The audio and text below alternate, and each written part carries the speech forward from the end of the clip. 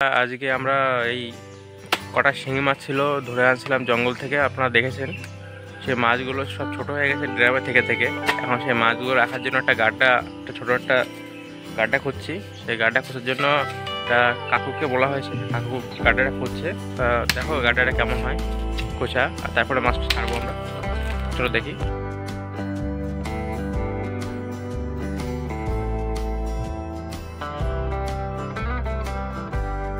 ওটার ভিতরে মাছ ছাড়া হবে। আর মাছটা এখন গ্রামে আটকা আছে, মাগুর মাছ, শিং মাছ, 2 রকম মাছ। এই গাড্ডাটা খোলা হচ্ছে ওদের রাখার জন্য।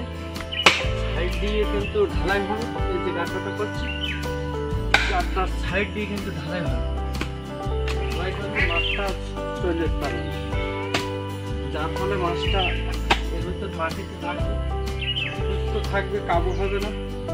মাছটা পারলে মাছে কি কি খেতে দিতে হয়?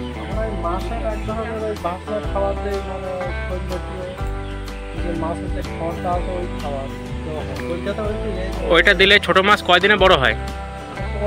2 থেকে 3 মাসের ভিতরে বড়। মানে যে সমস্ত সিলভার কাপ বলো, পোনা মাছ বলো, কাতলা মাছ বলো, মিচিল মাছ বলো, কিন্তু বেশি বাড়ে রূপচাঁদটা। রূপচাঁদ আর জাপানি যে মাগুর, ওই মাছগুলো বেশি খায় সেজন্য ওইটা বেশি বাড়ে। জাপানি মাগুরটা আর রূপচাঁদটা 3 মাসের ভিতরে 5-700 গ্রাম হয়।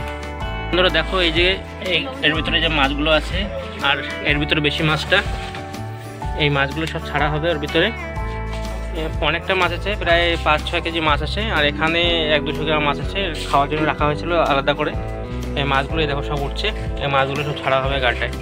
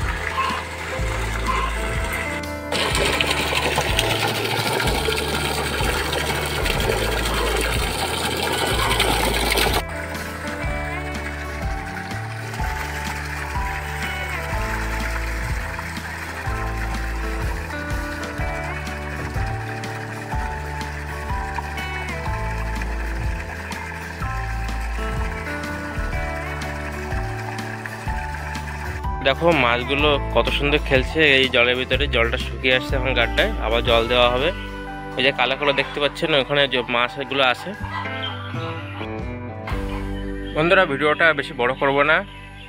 এই মাছগুলোর জন্য এখনও কিছু কচুরি এনে দিতে হবে, সেগুলো আমি পরে দেখাবো আপনাদেরকে।